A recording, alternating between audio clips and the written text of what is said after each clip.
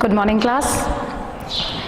आज एक नया टॉपिक ग्रामर का हम शुरू करने जा रहे हैं, दैट इज वॉइस।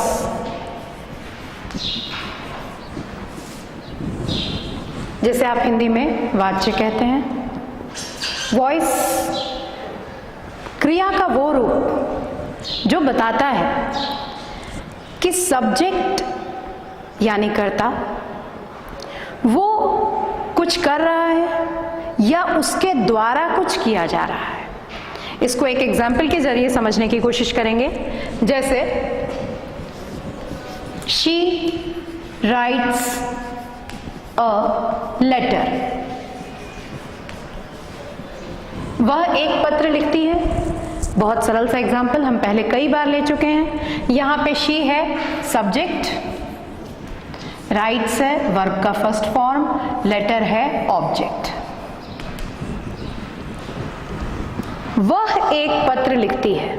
यहां हमने इस सेंटेंस में सब्जेक्ट को सामने लिया है। सब्जेक्ट क्या कर रहा है ये बताया गया है। कर्ता या सब्जेक्ट पहले आया है।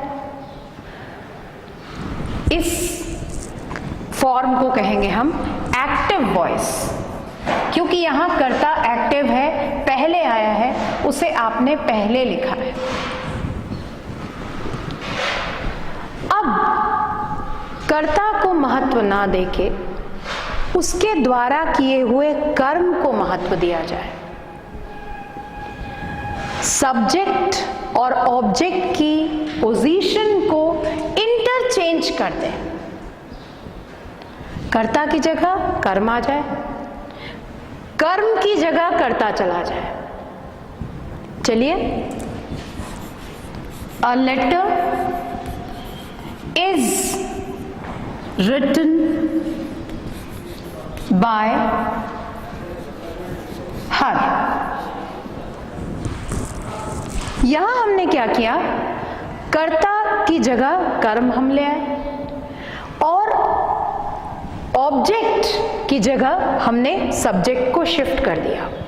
ठीक है, ये जो तरीका है सेंटेंस को बोलने का, ये हो गया पैसिव वॉइस। निष्क्रिय, पैसिव कर दिया हमने, कर्ता को लास्ट में डाल दिया, उसका इंपॉर्टेंस यहां पे हमने कम कर दिया। समझ में आ रहा है अच्छी तरह से? एक्टिव वॉइस में कर्ता पहले आता है, यानी कर्ता को इंपॉर्टेंस देते हुए हम बताते हैं कि इसके द्वारा कोई काम किया जा रहा है। पैसिव वॉइस में कर्ता की जगह कर्म आ जाता है, हम ऑब्जेक्ट को इंपॉर्टेंस देते हैं और ऑब्जेक्ट को importance, object means the action done by the subject, यानी कर्ता के द्वारा किया हुआ कर्म। कर्म को महत्व देते हुए कर्ता को सिर्फ हम इसलिए कि एक पत्र उसके, उस लड़की के द्वारा लिखा जाता है। लड़की आ गई लास्ट में, यहां हमने कर्ता को लास्ट में कर दिया, तो ये क्या बन गया, पैसिव वॉइस। समझ में आ गया आपको? तो वॉइस, अगर इसकी डेफिनेशन बोलें वाच्य की या वॉइस की, voice is that form of a verb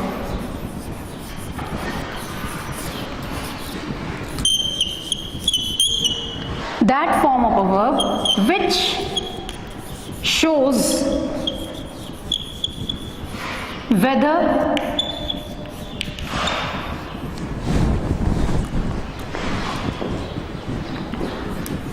what is denoted by subject, what is denoted by subject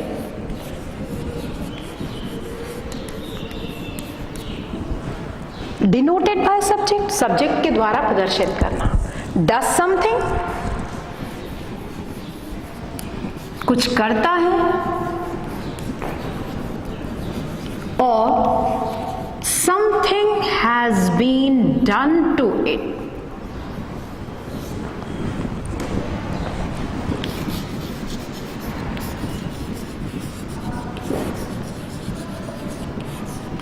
या उसके द्वारा कुछ किया जाता है।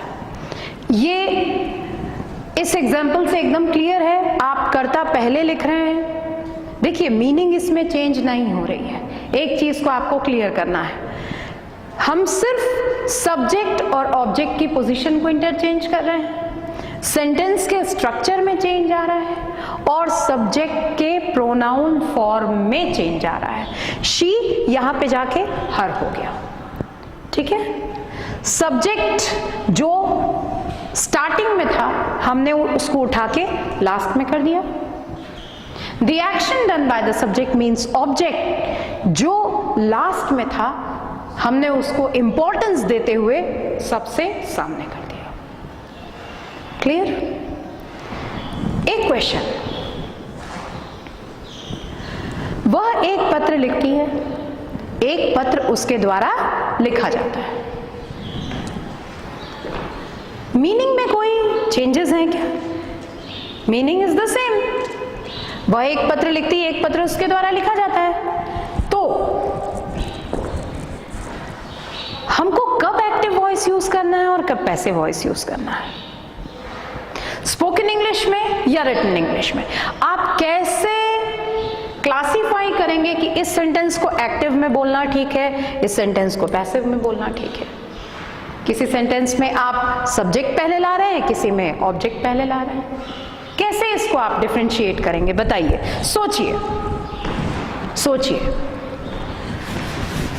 मीनिंग में कोई खास चेंज नहीं हो रहा है।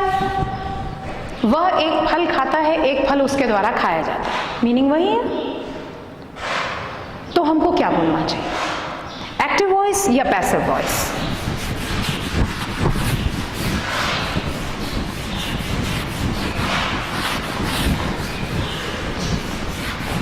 आपने कुछ सोचा? चलिए हम आपको बताते हैं।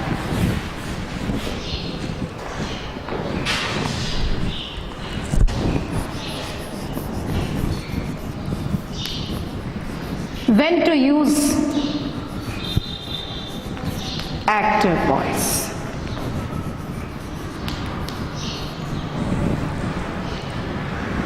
आपको किन सेंटेंसेस को एक्टिव वॉइस में बोलना चाहिए? जहां आप सब्जेक्ट को इंपॉर्टेंस देना चाह रहे हैं, आ रहा है समझ में? जहां आप कर्ता को महत्व देना चाह रहे हैं, जहां सब्जेक्ट महत्वपूर्ण है, वहां पे आप कौन सा वॉइस यूज करेंगे? Active voice. एक छोटा सा example, the principal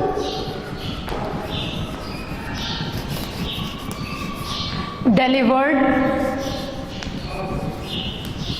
a speech, ठीक है। यहां पे भाषण देने वाला कौन है? प्रिंसिपल, प्राचार्य ने एक भाषण दिया। इसी को हम पैसिव में अगर बोलते हैं तो a speech was delivered by the principal।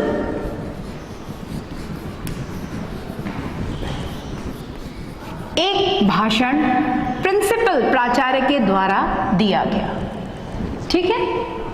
अब हमको महत्व किसको देना है, भाषण को देना है या प्राचार्य को देना है? आप पहले ये क्लियर कर लीजिए। प्रिंसिपल ज्यादा इंपॉर्टेंट है, भाषण किसने दिया? प्रिंसिपल ने दिया। सिंपली अगर आप इस सेंटेंस को एक्टिव वॉइस में बोलेंगे या लिखेंगे तो पढ़ने वाले का, सुनने वाले का ध्यान पहले किसकी ओर जाएगा? प्रिंसिपल के ऊपर। आ रहा है समझ में? आपको सब्जेक्ट को महत्व देना है। ऐसे वाक्य, ऐसे सेंटेंसेस जिसमें आपको सब्जेक्ट को महत्व देना है, आप उन वाक्यों को कौन सी वॉइस में बोलेंगे? Active voice. क्यों? Because in the active voice subject comes first. Active voice में सब्जेक्ट पहले आता है। जैसे ही आप एक्टिव वॉइस में उस सेंटेंस को बोलेंगे या लिखेंगे, पढ़ने वाले, सुनने वालों का ध्यान सीधा किस पे जाएगा? सब्जेक्ट पे जाएगा। तो जहां आपको ध्यान खींचना है उसी चीज को तो आप पहले बोलेंगे ना। समझ में आया अच्छी तरह से? अब when to use passive voice,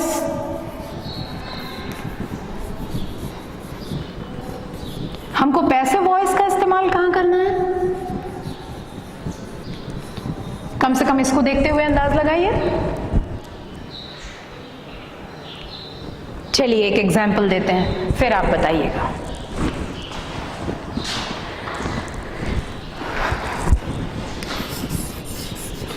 The engineers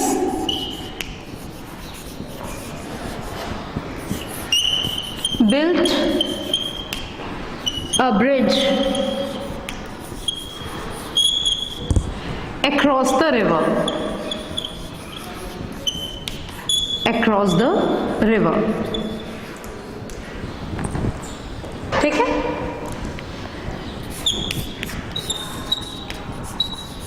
और sorry, a bridge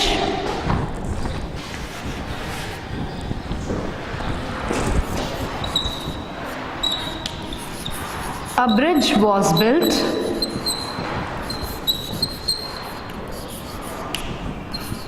across the river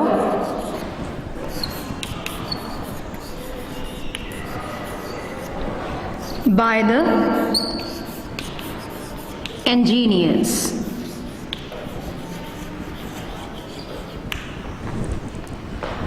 sentence समझिएगा। The engineers built a bridge across the river. Engineers ने एक पुल बनाया नदी के आर पार। ठीक है? अब ये कौन सी वॉइस है, पहचानिए। वाई एक्टिव क्यों है? इसलिए एक्टिव है क्योंकि ब्रिज को बिल्ड करने वाले, पुल को बनाने वाले इंजीनियर्स हैं और वो पहले आया हुआ है, सब्जेक्ट पहले आया हुआ है। ओके, बिल्कुल इस चीज को क्लियर रखिए। कोई भी सेंटेंस आपके सामने लिखा जाए तो आपको रिकॉग्निशन आना चाहिए कि ये एक्टिव वॉइस में है कि पैसिव वॉइस में है। When subject comes first, the sentence is in active voice. When instead of subject, the object comes first, it is in passive voice. यहाँ पे सीधे लिख रहा है engineers built a bridge across the river. That means engineers subject है। तो जब subject पहले आ रहा है तो ऑफ कोर्स सेंटेंस के उसमें एक्टिव वॉइस में। Second sentence, a bridge was built across the river by the engineers. एक पुल बनाया गया नदी के आर पार इंजीनियर्स के द्वारा। ये कौन सी वॉइस है? पैसिव। क्यों? ऑब्जेक्ट पहले आया। मुझे ये बताइए, आपके सामने ये सेंटेंस एक्टिव में भी है और पैसिव में भी है, कौन से वॉइस में इसको बोलना ज्यादा सही है? वाई?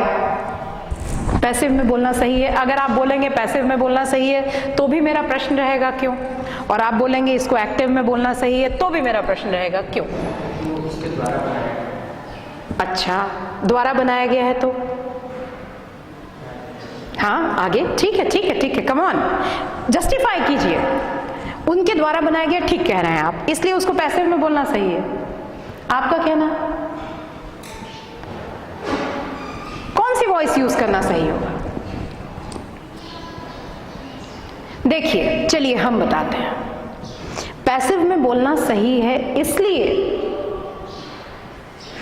क्योंकि अगर हम यहां से बाय द इंजीनियर्स को हटा दें,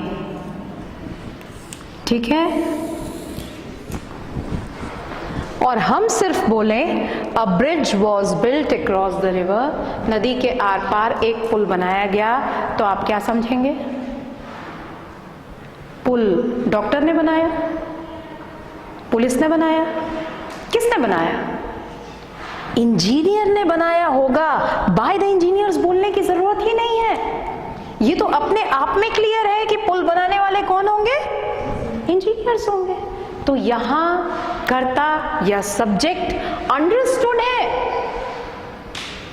आप अगर यहां नहीं भी बोलेंगे, आप इसको मिटा दीजिए, दबा दीजिए, छुपा दीजिए, फिर भी जो सुनने वाला है वो अ bridge was built across the river, इसको सुन के समझ जाएगा कि पुल बनाने वाले कौन होंगे?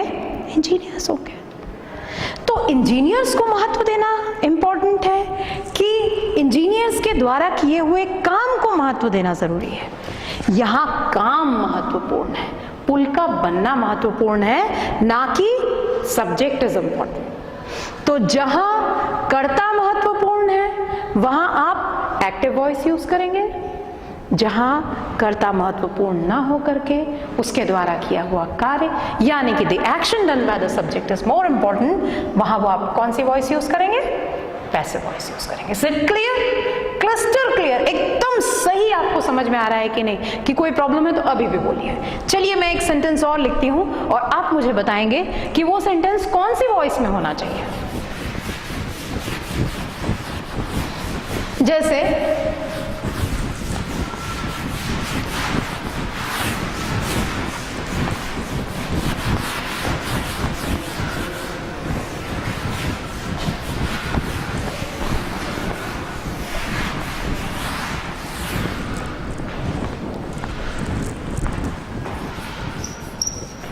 the police caught a thief। ठीक है? The police caught a thief।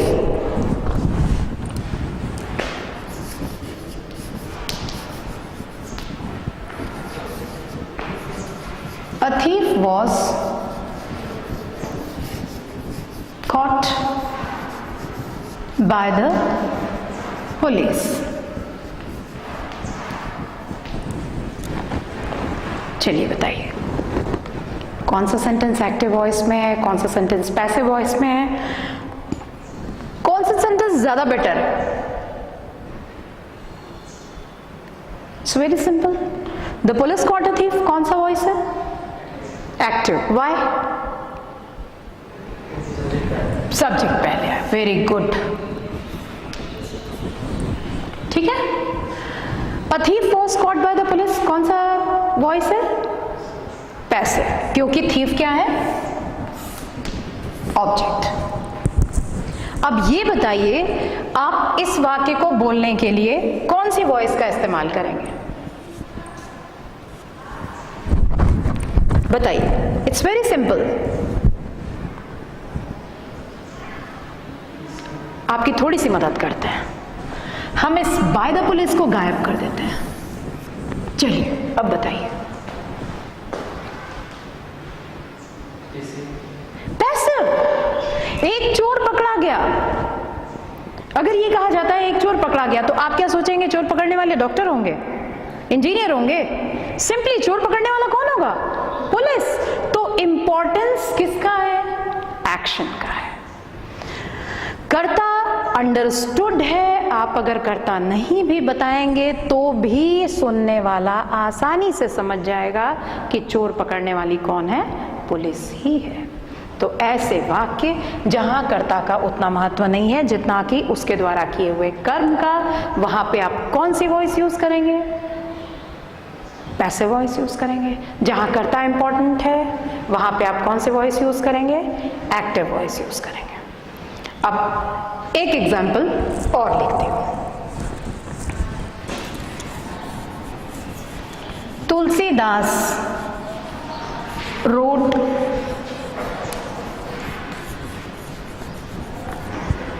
Ramcharit Manas. ठीक है? रामचरितमानस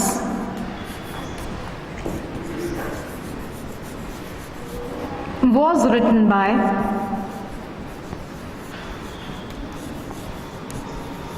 तुलसीदास।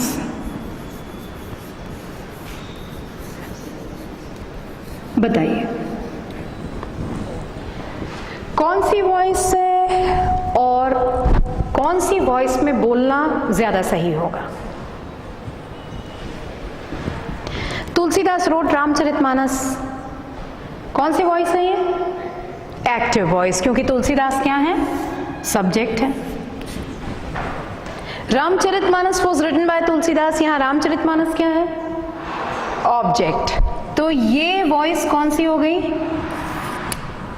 ये कौन सी वॉइस हो गई? Passive voice.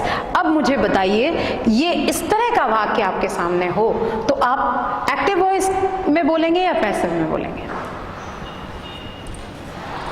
तुलसीदास ज्यादा महत्वपूर्ण है कि रामचरितमानस ज्यादा महत्वपूर्ण है? मैं कहूं तुलसीदास ज्यादा इंपॉर्टेंट है तो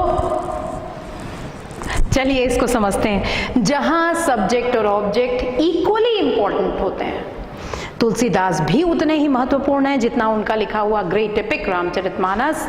ऐसे वाक्यों को जिनमें कर्ता और उसके द्वारा किया हुआ कर्म दोनों इक्वली इंपॉर्टेंट होते हैं, वहां हमको देखना है किस कंटेक्स्ट में बात हो रही है। बात अगर तुलसीदास के बारे में हो रही है, ग्रेट पोएट्स के बारे में हो रही है, तो आप चाहेंगे कि सुनने वाले पढ़ने वालों का ध्यान सीधा किस ओर जाए? सब्जेक्ट की ओर जाए। तो आप उस समय इस वाक्य को किस में बोलेंगे? एक्टिव वॉइस में बोलेंगे, क्योंकि सुनने वाला सीधा इस नाम को देखेगा। और अगर बात हो रही है ग्रेट एपिक्स की, महान महाकाव्यों की, तो आप इस वाक्य को पैसिव वॉइस में बोलेंगे, जिससे सुनने वालों का ध्यान सीधे रामचरितमानस पे जाए। Is it clear? कहाँ पे एक्टिव वॉइस, कहाँ पे पैसिव वॉइस, आप कैसे डिफ्रेंशिएट करेंगे? जहाँ कर्ता महत्वपूर्ण है वहाँ एक्टिव वॉइस यूज कीजिए, जहाँ कर्ता महत्वपूर्ण ना होकर के अंडरस्टूड है, वेग प्रोनाउन है, वहाँ पे आप कौन सा वॉइस यूज करेंगे? पैसिव वॉइस यूज करेंगे। इसके साथ ही साथ एक फाइनल चीज जो ध्यान में रखने की है, कर्ता और कर्म दोनों इक्वली इंपॉर्टेंट हैं, वहाँ डिपेंड करेगा कि कौन से कंटेक्स्ट में बात हो रही है। जिस कंटेक्स्ट में बात हो रही है, अगर सब्जेक्ट के कंटेक्स्ट में बात हो रही है, सब्जेक्ट पे बात हो रही है, आप चाहेंगे कि आपके पढ़ने और सुनने वालों का ध्यान कहाँ पे जाए? सीधा कर्ता के ऊपर जाए। तो आप वहाँ पे एक्टिव वॉइस यूज करेंगे। और आपको लग रहा है कि जिस विषय पे बात हो रही है उस पे हमारे कर्ता की जगह the action done by the subject यानी कर्म ज्यादा इंपॉर्टेंट है, उस समय में आप कौन सा वॉइस यूज करेंगे? पैसिव वॉइस यूज करेंगे। इतना एकदम क्लियर हो गया आपको? चलिए, अब जिस तरह से हमने टेंसेस देखे थे, 12 फॉर्म्स ऑफ टेंसेस, इसमें हम देखेंगे कि कैसे एक एक टेंस में सेंटेंसेस को एक्टिव से पैसिव वॉइस में चेंज किया जाता है। इससे पहले मैं चालू करूं, मैं आपको बता दूं कि प्रोनाउंस एक्टिव से पैसिव और पैसिव से एक्टिव में जब जाते हैं तो उनमें परिवर्तन होता है। और वो परिवर्तन, वो चेंज किस टाइप का रहता है? एक छोटा सा कन्वर्शन टेबल हम आपको बता रहे हैं, you note it down. Active से पैसिव वॉइस,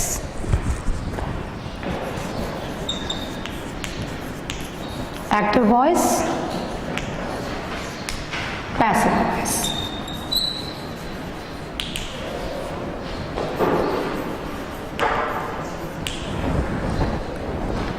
अगर एक्टिव वॉइस में आई आया है, पैसिव में जाके वो मी में चेंज हो जाएगा। यू ही रहता है। He, him, she, her, they, them,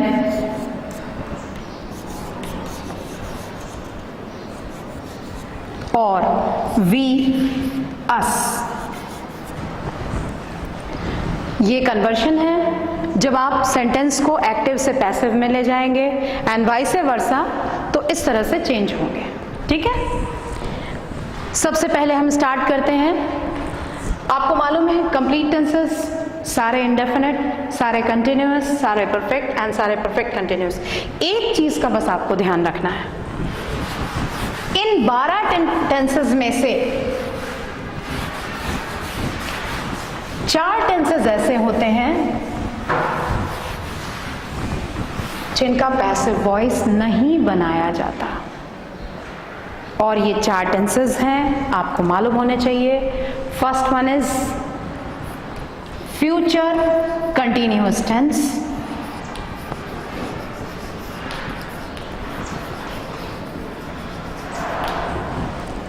second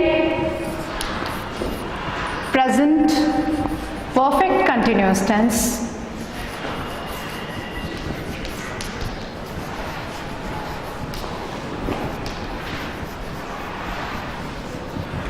Third, past perfect continuous tense.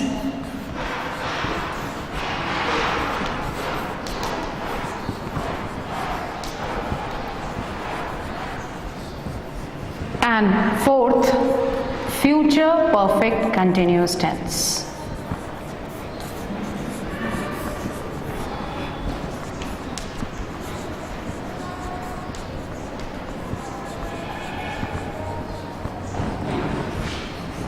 No passive.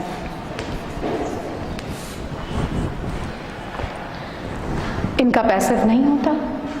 बचे हुए 8 टेंसेस हैं, उन 8 टेंसेस में किस तरह से फॉर्म्स चेंज होते हैं, स्ट्रक्चर्स चेंज होते हैं, चलिए उनको देखते हैं। ये क्लियर हो गया आपको?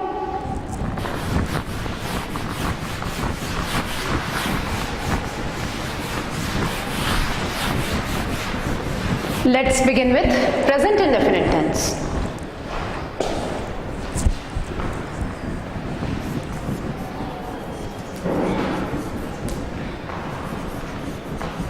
Present indefinite tense.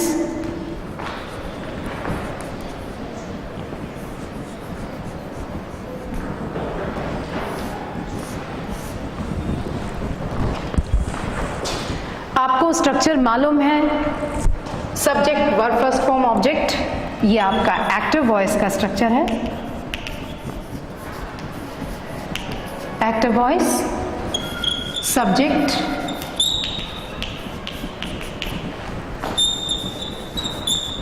Verb first form, object.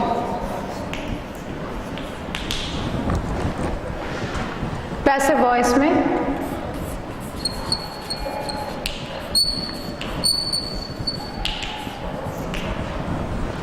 सबसे पहले object,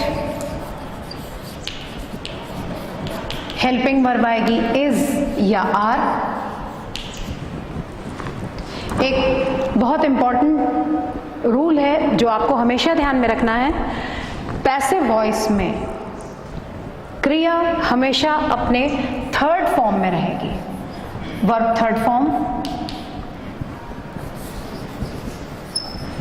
by subject.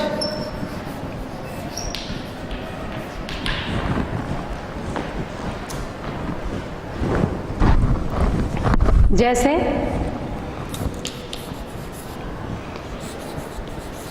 he reads a book, वह एक किताब पढ़ता है। he यहां पे क्या है? सब्जेक्ट, रीड्स वर्ब का फर्स्ट फॉर्म, बुक ऑब्जेक्ट। अब ये फॉर्मूला देखते हुए आप पैसिव वॉइस का फॉर्मूला फॉलो कीजिए और इसको बनाइए पैसिव वॉइस में। ये सेंटेंस अभी है कौन सा वॉइस में? एक्टिव वॉइस में। चलिए पैसिव करें। सबसे पहले क्या आ जाएगा? अ बुक, ठीक है। अब हेल्पिंग वर्ब देखिए, इज या are. Very good, a book is. आगे रेड,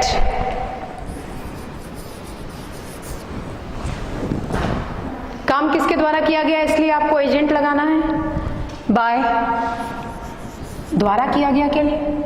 और उसके बाद सब्जेक्ट क्या है हमारे पास? ही है, जो मैंने आपको कन्वर्शन टेबल में बताया किस में चेंज हो जाएगा? हिम। एक किताब उसके द्वारा पढ़ी जाती है। शी बॉट, सॉरी प्रेजेंट चल रहा है, हम बाइज लेंगे।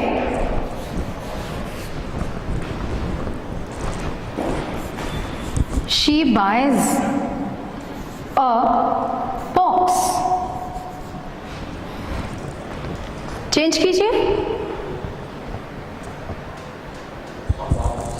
अ box is by bought and third form is also bought. A box is bought by her. Conversion को ध्यान में रखिएगा, शी करेंगे आपका सेंटेंस गलत हो जाएगा, है ना। इसी तरह से दे ब्रिंग सम चेयर्स।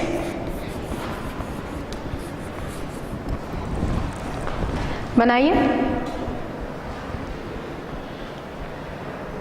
यहां पे दे क्या है, सब्जेक्ट, ब्रिंग है वर्ब का फर्स्ट फॉर्म, सम चेयर्स है ऑब्जेक्ट। अब आप सम चेयर्स को लीजिए सामने, चलिए कैसे बनेगा, सम चेयर्स इज या आर, हाँ चेयर्स कुर्सियां, है ना। तो सम चेयर्स आर, आपके सामने जो हेल्पिंग वर्ब है दैट इज ब्रिंग, तो ब्रिंग को कैसे चेंज करेंगे, ब्रिंग, ब्रॉट, ब्रॉट। बताइए, सम चेयर्स आर ब्रॉट, आगे बाय, दे किस में चेंज हो जाएगा, देम। क्लियर, समझ में आ रहा है। एक आध सेंटेंस और करते हैं, देखें आप लोगों से बन रहा है।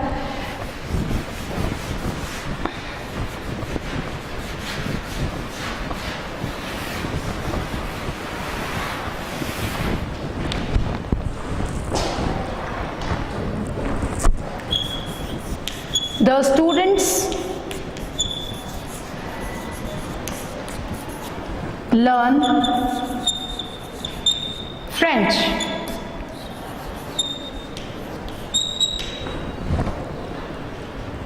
बनाइए। The students क्या हो गया यहां पे, सब्जेक्ट, learn मुख्य क्रिया, वर्ब अपने फर्स्ट फॉर्म में, फ्रेंच क्या हो गया, ऑब्जेक्ट। अब आपको पैसिव बनाने के लिए क्या करना पड़ेगा, फ्रेंच को सामने लाना है ना। तो क्या हो जाएगा ये, French is learned by the students.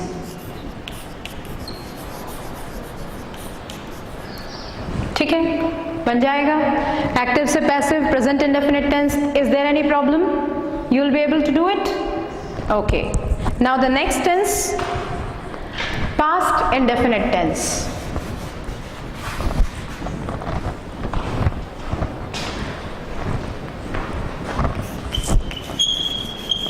Past indefinite tense, जो चेंजेस हैं इन दोनों टेंसेस में उसको ज्यादा ध्यान से देखेंगे।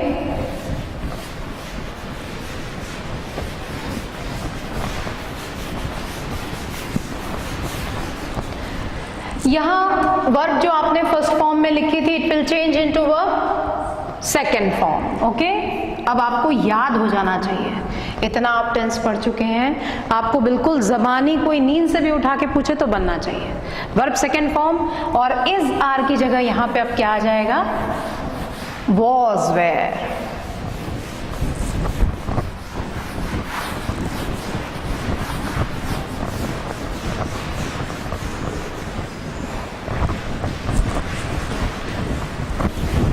ऑब्जेक्ट के बाद वॉज, वेयर। जैसे मैंने आपको बताया कि क्रिया जो होती है वो सिर्फ अपने थर्ड फॉर्म में ही रहती है सभी टेंसेस में, तो यहां पर भी जो क्रिया है वो अपने थर्ड फॉर्म में चली जाएगी, verb third form, by subject. ठीक है, जैसे she wrote a long story, उसने एक लंबी कहानी लिखी। पैसिव में कीजिए, शी यहाँ पे आपके पास में सब्जेक्ट है, रोट है वर्ब का सेकंड फॉर्म और लॉन्ग स्टोरी है ऑब्जेक्ट। ओके, पैसिव वॉइस का फॉर्मूला बोलता है आपको सबसे पहले ऑब्जेक्ट लेना है। ऑब्जेक्ट आपके पास में क्या है? अ लॉन्ग स्टोरी। अ लॉन्ग स्टोरी, आगे वॉज या वेयर, एक स्टोरी है तो क्या आ जाएगा? Was. A long story was, sorry, written by, अब देखिए यहां पे है शी, तो आप शी को जब चेंज करेंगे किस में आ जाएगा, किस में चेंज हो जाएगा? Her. Exactly, a long story was written by हर।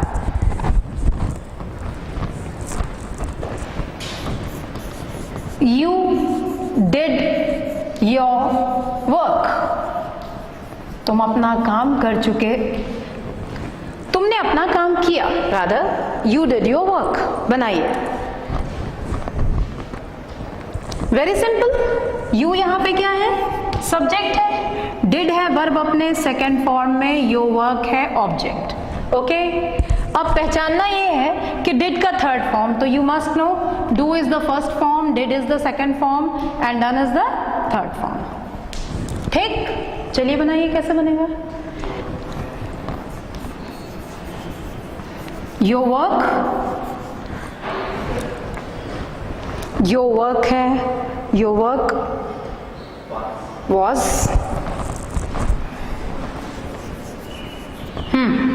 आगे done, your work was done by you.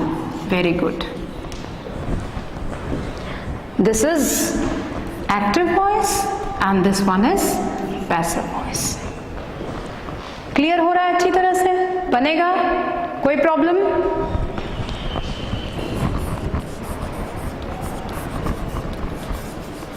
The children played cricket.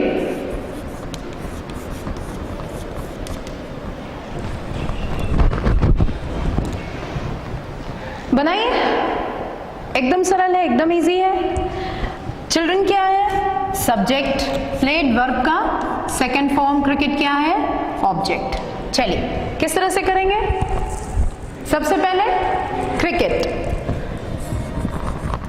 cricket was played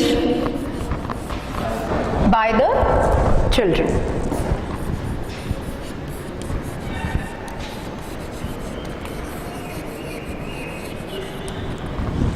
तो इस तरह से आपने देखा आज दो टेंसेस, प्रेजेंट इंडेफिनिट टेंस और पास्ट इंडेफिनिट टेंस, किस तरह से हम एक्टिव से पैसिव में चेंज करेंगे।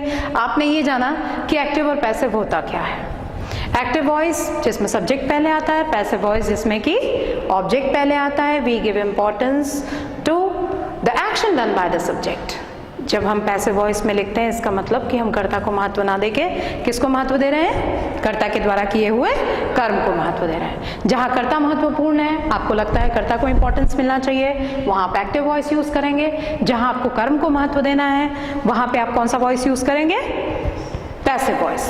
और जिस सेंटेंस में कर्ता और कर्म इक्वली इंपॉर्टेंट है वहाँ आपको इस बात का ध्यान रखना है कि बात कर्ता के विषय में हो रही है तो आप एक्टिव वॉइस यूज करेंगे, बात उसके द्वारा किए हुए कर्म के विषय में हो रही है तो आप कौन सा वॉइस यूज करेंगे? पैसिव वॉइस यूज करेंगे। In our next classes we will see future indefinite tense and other tenses. Thank you.